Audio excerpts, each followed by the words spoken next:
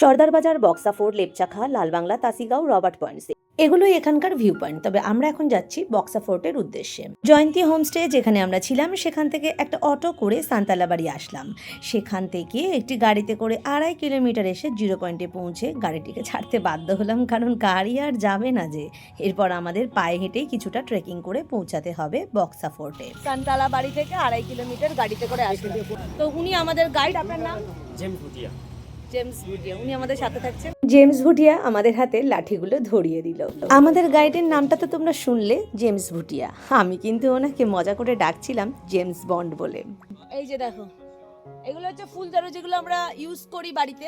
আজকের জার্নিতে আমাদের কোথায় কতটা খরচ হয়েছে সবটাই জানাবো ফেরার পথে। ভিডিওটা তোমাদের কেমন লাগলো অবশ্যই জানিও। জার্নি তো আভি শুরু হুয়া হে, আগে আগে দেখো হোতা হে ক্যা। ওই যে দূর থেকে দেখা যাচ্ছে ওটা হচ্ছে বক্সা নদী।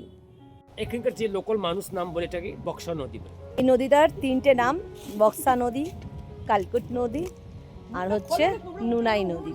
3 জায়গায় 3 রকম নাম।